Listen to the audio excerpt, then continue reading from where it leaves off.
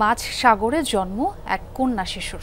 সমুদ্র যাত্রাপথে নতুন প্রাণের এই আগমন ঘিরে তৈরি হয়েছে চাঞ্চল্য।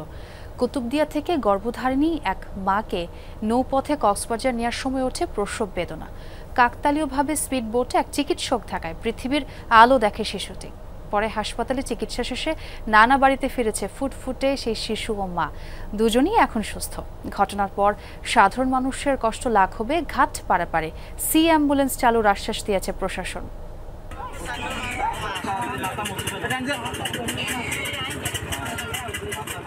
ছোট্ট সমুদ্র যাত্রা, কে জানতো মাঝ পথে পৃথিবীতে আগমন ঘটবে নতুন প্রাণের।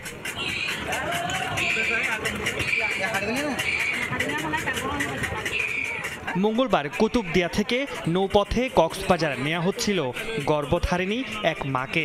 কাকতালীয়ভাবে স্পিড বোটে ছিলেন এক চিকিৎসক ও এক দাইমা। প্রসব বেদনা উঠলে তাদের সহায়তায় জন্ম নেয় ফুটফুটে কন্যা শিশু। সর্বোচ্চটা দিয়ে অসহায় মায়ের পাশে থাকতে এবং এই মুহূর্তটা আসলে বর্ণনা হতে যে কীরকম অনুভূতি, একটা পরম অনুভূতি আমার কাছে হচ্ছিল যে আমি ওই মুহূর্তে সৃষ্টিকর্তার নির্দেশে আমি ওই মুহূর্তে ওই অসহায় মাটার পাশে থাকতে পেরেছি। স্পিড বোটে নবজাতক প্রসবের পর ভাড়া ফ্রি করে দেন বোট চালক।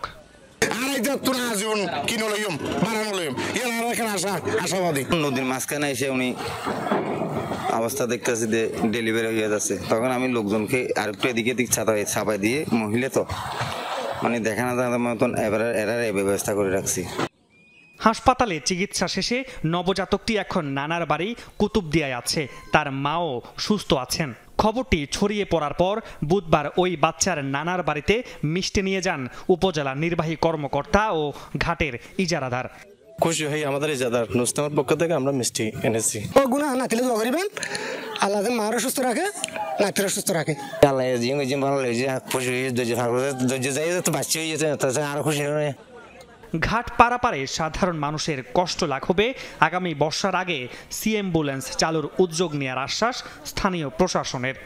ইউএচএপির সাথে কথা বলবো, এখানে যে একটা অ্যাম্বুলেন্স আছে সেই অ্যাম্বুলেন্সটাও আমরা সচল রাখার চেষ্টা করব, মানুষ যেন বর্ষাকালের জন্য সুন্দরভাবে পারাপার করতে পারি। বহু মহিলাকে বড় বড় কাঁথা পেঁচিয়ে বোটে করে নিয়ে গেছে, এরকমও আমরা দেখেছি। তো এটা আসলে বর্তমানে গ্লোবাল ভিলেজে আমাদের জন্য লজ্জার বিষয়। মামুন রশিদ অভি, যমুনা নিউজ।